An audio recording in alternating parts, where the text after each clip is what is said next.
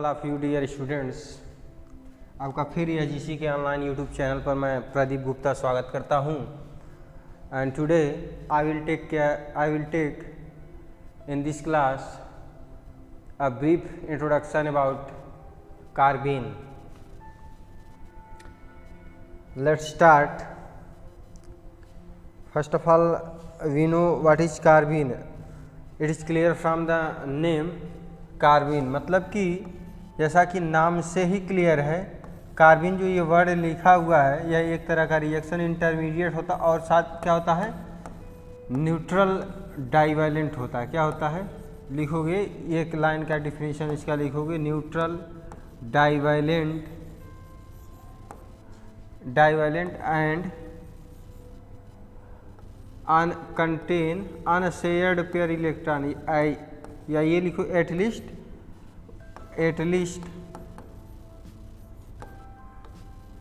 contain at least one unshared pair of electron,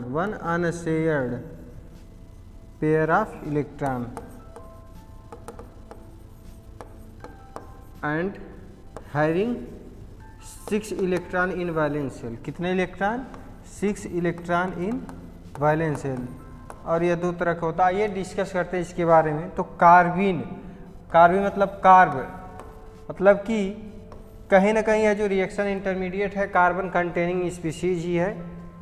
और आइए देखते हैं। तो अब देख सकते हो कि लिखा a neutral divalent reaction intermediate of organic species in which carbon is bonded to 2 monovalent atom or group.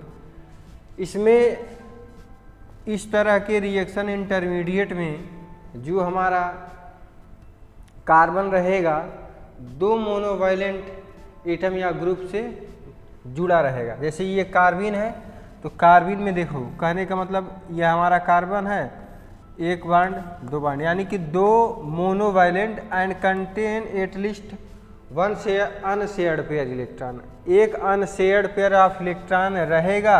इस तरह के रिएक्शन इंटरमीडिएट को क्या बोलोगे आप? कार्बीन। और टोटल इलेक्ट्रॉन कितने रहेंगे आउटर मोस्ट में?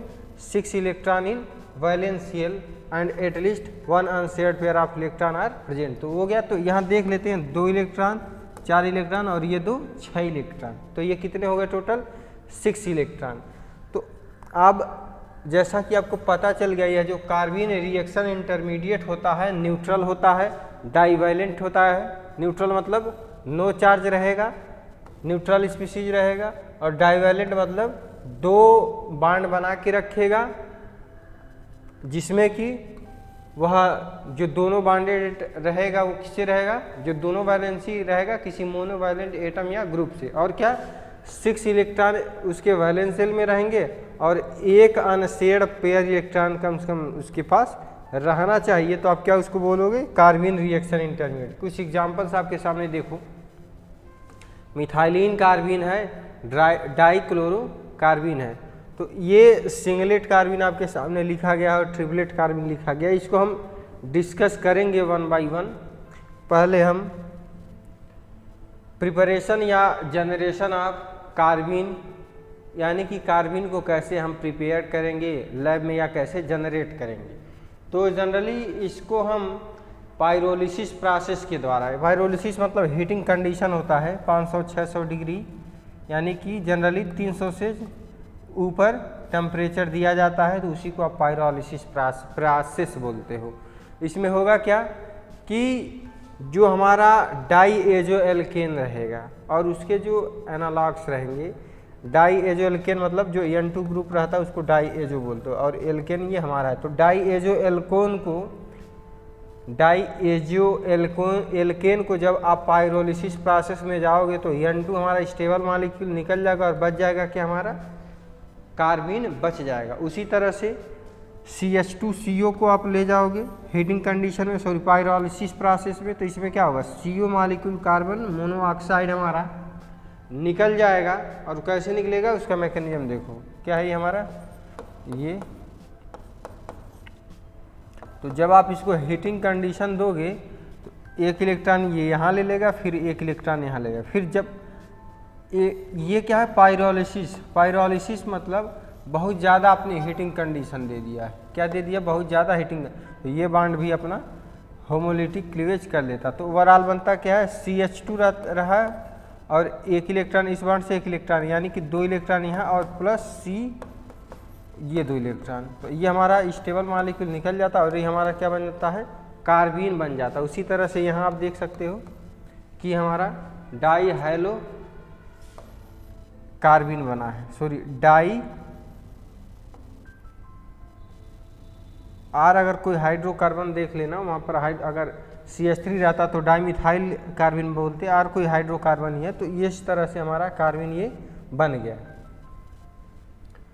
अब एक बारी ब्रीफ इंट्रोडक्शन फिर देख लेते हैं कि अगर आपसे कोई पूछे तो क्या लिखना है आपको। कार्बन क्या होता है, मिथाइलिन, एक सिंपल सा एग्जांपल दोगे, स्ट्रक्चर ये बनाओगे, बोलोगे कि यह ऐसा रिएक्शन इंटरमीडिएट है, यह ऐसा रिएक्शन इंटरमीडिएट है जिसमें 6 इलेक्ट्रॉन उसके वैलेंस सेल में रहता है और यह इलेक्ट्रॉन डेफिशिएंट है, यानी कि कोई भी इलेक्ट्रॉन रिच स्पीसीज आएगा वह इस पर अटैक करेगा, इस पे अटैक करेगा। क्लियर। और यह क्या होगा, हमारा इलेक्ट्रोफाइल की तरह बिहेव करेगा, अनचार्ज रहता है, यह न्यूट्रल रहता है। और कितने तरह के होते हैं, यह सिंगलेट भी होता है और क्या होता है, ट्रिपलेट होता है। तो हम पहले अभी सिंगलेट के एक सिंगलेट टाइप्स ऑफ हेडिंग डालोगे यहाँ पर, टाइप्स ऑफ कार्बन में एक सिंगलेट होता है और एक क्या होता है, ट्रिपलेट। तो पहले हम सिंगलेट जानेंगे और ये जानेंगे इसको हम कैसे सिंगलेट कार्बीन कहते हैं। तो हम बता चुके हैं जो कार्बीन होता है हमारा न्यूट्रल डाइवैलेंट होता है और at least 1 unshared pair of electron रहना चाहिए। तो इसमें ऑब्जर्व करा गया जो सिंगलेट स्टेट का होता है उसमें कार्बन की हाइब्रिडाइजेशन क्या होती है, sp2 हाइब्रिडाइजेशन होता है। याद रखना दुनिया में जो सबसे पहला कार्बन आया था वो क्या था, हमारा सिंगलेट कार्बन ही आया था। क्या था, सिंगलेट कार्बन ही आया था। अगर आप फोटो केमिस्ट्री पढ़े होंगे कभी ज़िंदगी में तो वहाँ पर एक जाब्लांस्की डायग्राम बताया जाता है, जो प्रिपरेशन कर रहे होंगे उनको पता होगा जाब्लांस्की डायग्राम। तो वो एक सिंगलेट स्टेट होता है, ट्रिपलेट स्टेट उनको पता होगा। तो जनरली सबसे जो स्टेबल या ग्राउंड स्टेट का कार्बन होता हमारा क्या होता है, सिंगलेट स्टेट होता है। यानी कि यही जिंदगी में दुनिया में सबसे पहले जो कार्बन आया था वो उसका स्टेट क्या था, सिंगलेट स्टेट था। यानी कि यहाँ पे मैं इसका हाइब्रिडाइजेशन करके आपको दिखा देता हूँ 1 बाय 1।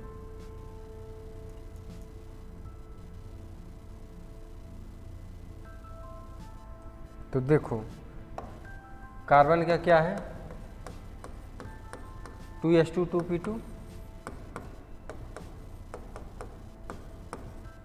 ये हमारा चला जाता है sp2 हाइब्रिडाइजेशन में। किसमें चला जाता है, sp2 हाइब्रिडाइजेशन में, जिसमें कि 3 sp2 हाइब्रिड ऑर्बिटल प्रोड्यूस होता है और एक pz एटॉमिक ऑर्बिटल हमारा खाली रह जाता है। जब sp2 हो गया तो इसका क्या होगा, ट्राइगोनल प्लेनर ज्योमेट्री होगी, ठीक। और यह pz ऑर्बिटल जो हमारा है इसी प्लेन के परपेंडिकुलर ऐसे पड़ा रहता है। क्लियर है। अब उसके बाद इसमें कितने इलेक्ट्रॉन हैं, 2 हैं, 1 है, 1 है। और फिर यही किसी R ग्रुप से या हाइड्रोजन से ऐसे बन जाता है और यहाँ क्या हमारा 2 इलेक्ट्रॉन और ये हमारा pz ऑर्बिटल क्या है, यह है वैकेंट pz है। क्या है, वैकेंट pz एटॉमिक ऑर्बिटल है। तो ये क्या हो गया, हमारा 2 इलेक्ट्रॉन है यहाँ पर शेयर्ड पेयर इलेक्ट्रॉन में। क्लियर। यहाँ पर इम्पटी या वैकेंट p ऑर्बिटल है। तो जब 2 non bonding electron are spin paired then it is called singlet carbon. जब यह अनशेयर्ड इलेक्ट्रॉन जो हैं आपस में पेयर्ड अप रहेंगे, आपस में पेयर्ड अप रहेंगे, पेयर रहेंगे, या उनका स्पिन जो है क्या रहेगा, पेयर रहेगा, तो उसको क्या बोलोगे, सिंगलेट कार्बन। क्या बोलोगे, सिंगलेट कार्बन। अब हम इसको कैसे निकालते हैं, सिंगलेट है ट्रिपलेट है, इसको हम देख लेते हैं। तो देखो कैसे, इतना समझ में आ गया होगा।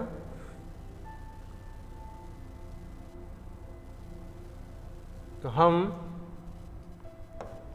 देखो यहाँ यह स्ट्रक्चर है, अगर इसका टोटल स्पिन निकालोगे तो क्या होगा, यस इज द स्पिन होता है। तो कितना एक यहाँ पर कितने इलेक्ट्रॉन, अनशेयर्ड इलेक्ट्रॉन 2 हैं, तो दोनों का क्या एक प्लस हाफ में है, दूसरा क्या माइनस हाफ में है। इसका टोटल मल्टीप्लिसिटी निकालोगे, टोटल मल्टीप्लिसिटी से ही हम इसको सिंगलेट या ट्रिपलेट नाम देते हैं। तो यस की वैल्यू क्या है, यहाँ equal two plus half minus half, क्या हो जाएगा 0, क्या आ जाएगा, यम की वैल्यू क्या आ जाएगी 1 आ जाएगी। इसी को हम कहते हैं सिंगलेट स्टेट, क्या बोलते हैं, इसी से हम पता लगाते हैं क्या है ये सिंगलेट स्टेट है। तो वही लिखा गया है, यह क्या हमारा सिंगलेट कार्बीन है, क्या हमारा सिंगलेट कार्बीन है। अब हम एक मिनट, सॉरी ट्रिपलेट वेट। अब हम इसी तरह से ट्रिपलेट कार्बन के भी बारे में जानेंगे कि ट्रिपलेट कार्बन हम कैसे लिखते हैं। देखो ट्रिपलेट कार्बन, तो ऐसा कार्बन का स्टेट या कार्बन का वह स्टेट जिसमें जो अनशेयर्ड पेयर इलेक्ट्रॉन रहेंगे, जो अनशेयर्ड पेयर इलेक्ट्रॉन रहेगा, इसको R मान लेते हैं, और मान लो इस, एक मिनट रुको, इसको देखो, हम बार बार ये कह रहे हैं जो ट्रिपलेट स्टेट होता है यह इनर्जाइज्ड होता है, यानी कि सबसे पहले क्या आया होगा, सिंगलेट कार्बन आया होगा, उसी को एक्साइट करके हम ट्रिपलेट पा सकते हैं। तो इसका क्या लिखोगे 2s2 2p2, और यह एक्साइटेशन प्रोसेस में जाएगा तो क्या होगा 2s1 2p3, ये होगा। यह भी ट्रिपलेट कार्बन भी हम की हाइब्रिडाइजेशन क्या होती है हमारी sp2 ही होती है, क्या होती है sp2 ही होती है। तो क्या होगा इसमें जो pz उस खाली रहता था सिंगलेट में, इसमें एक इलेक्ट्रॉन कंटेन करा, और क्या है, अब जब sp2 हाइब्रिडाइजेशन हो गया तो इसका ज्योमेट्री क्या होगा, ट्राइगोनल प्लेनर होगा, क्या होगा, ट्राइगोनल प्लेनर होगा।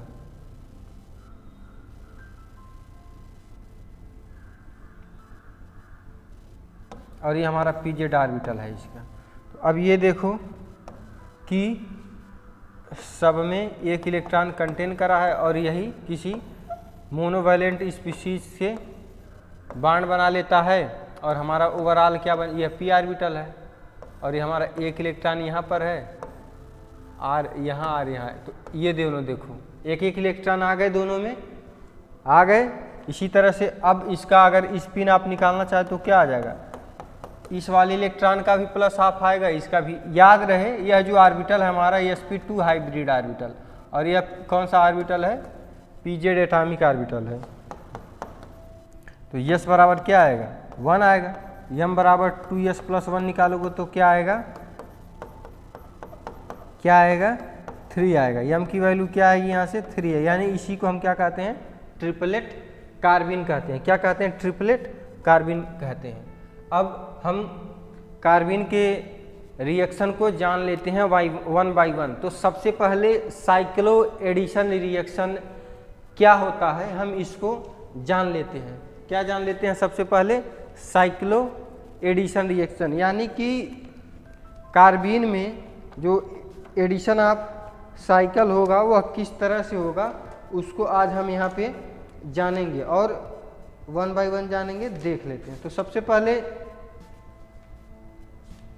हम इसको यहाँ लिखा है कि singlet carbon add to alkene in stereospecific manner, that stereochemistry of the alkene is retain of the cyclopropane. यानी कहने का मतलब ये है कि अगर हम कोई कार्बन लेते हैं, यानी सॉरी कोई एल्कीन लेते हैं, अगर हम एल्कीन लेते हैं और उसका एडिशन हम किसी कार्बन से यानी कि सिंगलेट कार्बन से कराते हैं, तो याद रखना जो प्रोडक्ट होगा, अगर यह हमारा सिंगलेट कार्बन है, सॉरी हाँ, यह अगर हम सिंगलेट कार्बन ले रहे हैं तो अगर यह एल्कीन हमारा सिस रहेगा तो प्रोडक्ट भी हमारा क्या मिलेगा, 100% सिस मिलेगा।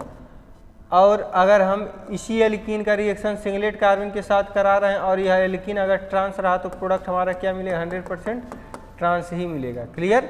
इसी को कहते हैं स्टीरियो स्पेसिफिक। स्टीरियो स्पेसिफिक मतलब जो रिएक्टेंट की स्टीरियो केमिस्ट्री रहेगी through out the product formation वह सेम रहेगा। फॉर एग्जाम्पल आप देख सकते हो कि अगर हम, मेरे कहने का मतलब ये है, देखो ये हमारा क्या है, कोई एल्कीन है। अगर आपसे मैं इसका ज्योमेट्रिकल आइसोमेरिज्म पूछूं तो आप बताओगे कि सर यह सिस एल्कीन है। और जब आप इसका इंसर्शन रिएक्शन या एडिशन रिएक्शन आप सिंगलेट कार्बिन इन सिस एल्कीन पढ़ोगे तो क्या बताओगे कि यह हमारा इलेक्ट्रोफाइल है, यानी कि कोई इलेक्ट्रॉन रिच सेंटर इस पर अटैक करेगा। तो ये क्या हमारा इलेक्ट्रॉन रिच सेंटर अपना पाई इलेक्ट्रॉन उठा करके इस पर अटैक करेगा।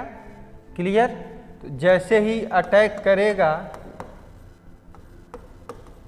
मान लो इस वाले से हमारा CH2 जुड़ गया, और जैसे ही अटैक करा, जैसा कि हमने सिंगलेट कार्बिन में क्या बताया कि एक ऑर्बिटल क्या था हमारा, यही हमने बताया ना, यह pz ऑर्बिटल खाली था और ये हमारा। तो जैसे ही हमारा एल्कीन ने अपना पाई इलेक्ट्रॉन इसके p ऑर्बिटल में डोनेट कर रहा है, p ऑर्बिटल में डोनेट करेगा, तो यह जो अभी इनएक्टिव स्टेट में बैठे थे तुरंत एक्टिवेट हो जाते हैं। तुरंत एक्टिवेट होके क्या करेगा, इस पे प्लस आ जाए, तुरंत एक्टिवेट होके क्या करेगा, इसके ऑर्बिटल में अटैक कर देगा। तो HCr तो यहाँ क्या हमारा बन जाएगा CH2। क्या है ये हमारा CH2। ये हमारा क्या हो गया साइक्लोप्रोपेन। क्या हो गया साइक्लोप्रोपेन। याद रखो, अगर हम वहाँ पर सिस एल्कीन लेकर चल रहे हैं तो प्रोडक्ट हमारा हमेशा क्या बनेगा, सिस बनेगा। अगर ट्रांस लेकर चलते तो क्या बनता, ट्रांस ही बनता। उसको भी देख लो। मान लो ये तो सिस एल्कीन था, अभी हम ट्रांस एल्कीन लिख चलते हैं। क्या लिख चलते हैं, ट्रांस एल्कीन लिख चलते हैं।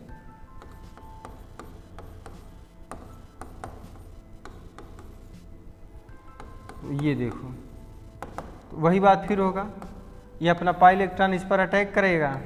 जब अटैक करेगा तो क्या होगा CH2 और इसके पास इलेक्ट्रॉन है ही, इस पर क्या आ जाएगा प्लस चार्ज आएगा। ये तुरंत मतलब प्लस चार्ज नहीं बनता, तुरंत एक ही स्टेप में सब कुछ हो जाता है।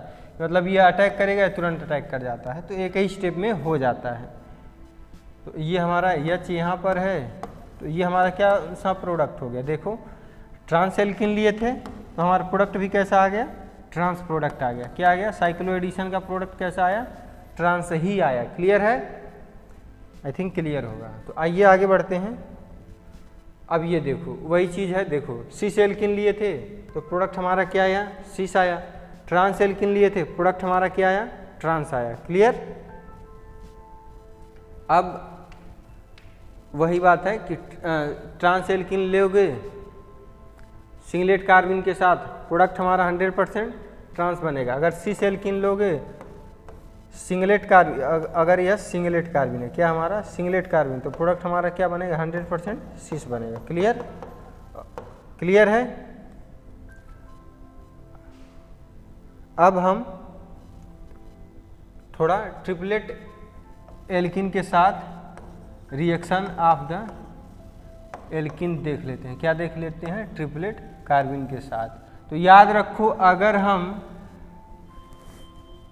Addition of alkene with triplet carbene करा रहे हैं तो जब भी आप रिएक्शन कराओगे तो मिक्सचर ऑफ द प्रोडक्ट मिलेगा। कहने का मतलब ये है कि अगर आप सिस एल्कीन लेकर चल रहे, क्या लेकर चल रहे हो, सिस एल्कीन लेकर के चल रहे हो और उसका रिएक्शन अगर आप ट्रिपलेट कार्बिन के साथ करा रहे हो, जैसे ये हमारा कोई कार्बिन है और यहाँ पे लिख दिया ट्रिपलेट कार्बिन है, क्या है, ट्रिपलेट कार्बिन है, तो आप याद रखना प्रोडक्ट जो हमारा मिलेगा वह मिक्सचर ऑफ द या इक्विमोलर मिक्सचर या कह सकते हो रेशमिक मिक्सचर मिलेगा। यानी कि 50% प्रोडक्ट हमारा 50% प्रोडक्ट हमारा सिस होगा और 50% क्या होगा, ये हमारा CH2 है। क्या है,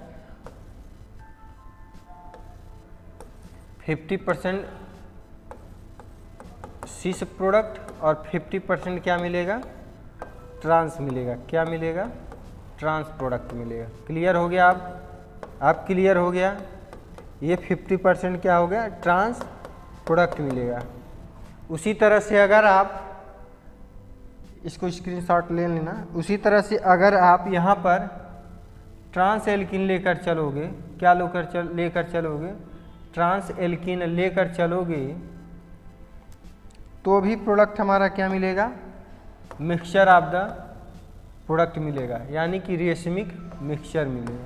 तो ये हमारा क्या ट्रांस एल्कीन है, सेम प्रोडक्ट मिलेगा। यानी कि जब आप सिंगलेट कार्बिन के साथ कराओगे तो स्टीरियो स्पेसिफिक माइनर में 100% प्रोडक्ट सेम मिलेगा। यानी सिस एल्कीन लेकर चलोगे तो cis form of the cyclopropane मिलेगा, वो भी 100%। ट्रांस एल्कीन लेकर चलोगे और उसका रिएक्शन सिंगलेट कार्बिन से कराओगे तो 100% ऑफ द प्रोडक्ट सेम मिलेगा। क्लियर, 100% प्रोडक्ट ट्रांस ही मिलेगा। और अगर वही बात आप ट्रिपलेट कार्बिन के साथ रिएक्शन कराते हो तो सिस लो या ट्रांस लो, और कार्बिन अगर ट्रिपलेट हो गया तो प्रोडक्ट हमारा क्या मिलेगा, रेशमिक मिक्सचर प्रोडक्ट मिलेगा। क्या मिलेगा, रेशमिक मिक्सचर मिलेगा। क्लियर, आई थिंक बातें समझ में आ गया होगा। आगे मूव करते हैं। ये देखो साइक्लो एडिशन का ये हमारा एक इम्पॉर्टेंट रिएक्शन है कि बेंजीन के साथ जब यह रिएक्शन देता है तो हमारा साइक्लोहेप्टाट्राइन बना लेता है।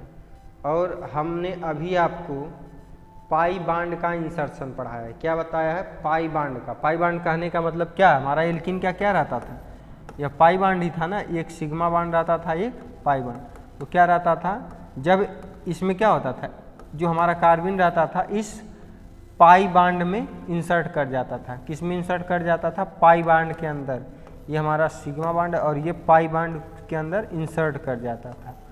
Insertion of the pi bond भी इसी को कहते हैं। कहीं कहीं इसी को आप जो सिंगलेट ट्रिपलेट कार्बन के साथ हमने अभी आपको बताया, इसी को किलोट्रॉपिक रिएक्शन ऑफ कार्बिन कहते हैं। तो इसको लिख लेना। तो अब इसको देख लेते हैं कि सिग्मा का इंसर्शन कैसे होता है, इसको हम जरा देख लेते हैं। तो यह एक तरह का प्रोसेस है, एक तरह का जरिया है जिसमें हम 1 by 1 कार्बन के चेन को बढ़ाते जाएंगे। तो जनरली जब आप प्रोपेन लोगे तो एक कार्बोनेट करोगे तो एन ब्यूटेन मिलेगा या आइसोब्यूटेन। तो याद रखना जनरली जो मेजर प्रोडक्ट हमारा मिलता है क्या रहता है, वह एन ब्यूटेन ही रहता है। यानी स्ट्रेट चेन वाला प्रोडक्ट ज़्यादा मेजर होता है। और जैसे जैसे आप टेम्परेचर बढ़ाते जाओगे इसकी फॉर्मेशन बढ़ती जाती है और इसकी कम होती जाती है। क्लियर, इसका मैकेनिज्म हम एक बारी देख लेते हैं।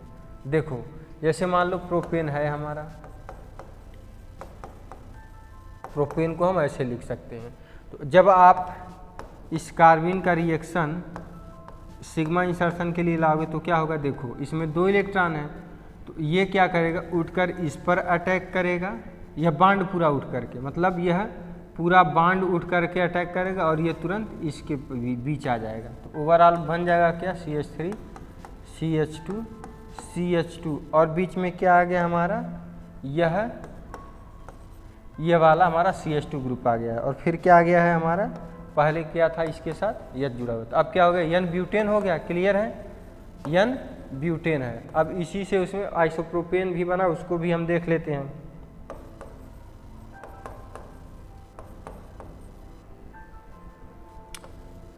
तो ये हमारा क्या है, प्रोपेन है, ये हमारा CH है और इसको हम ऐसे लिख सकते हैं। तो फिर वही आएगा, यह इलेक्ट्रॉन उठ करके इसमें अटैक करेगा, यहाँ चला जाएगा। तो ओवरऑल होगा क्या, CH3 CH CH3, यहाँ क्या हो गया CH2 के साथ ये वाला हाइड्रोजन इसके यहाँ चला आएगा।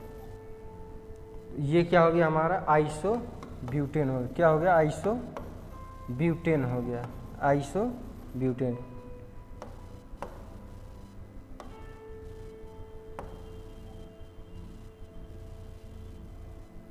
स्पेलिंग देख लेना, आइसोब्यूटेन, ये होगा हमारा। तो आई थिंक क्लियर हो गया आपको। आगे मूव करते, स्टेबिलिटी ऑफ कार्बिन देख लेते हैं। तो generally triplet carbene is more stable than singlet carbene. ऐसा क्यों होता है हम देख लेते हैं। तो ट्रिपलेट कार्बिन इसलिए हमेशा ज़्यादा स्टेबल होता है क्योंकि ट्रिपलेट कार्बिन का जो एनर्जी होता है कितना होता है 8 kcal lower than singlet carbene according to Hund's rule of the maximum multiplicity. वो क्यों? क्योंकि अभी आप सिंगलेट कार्बिन का स्ट्रक्चर ये बनाए, सॉरी ये यहाँ हाइड्रोजन है और ये pz ऑर्बिटल हमारा क्या था, यहाँ 2 इलेक्ट्रॉन थे। और उसी तरह से ट्रिपलेट का क्या बनाया हुआ, ट्रिपलेट का क्या बनाया हुआ,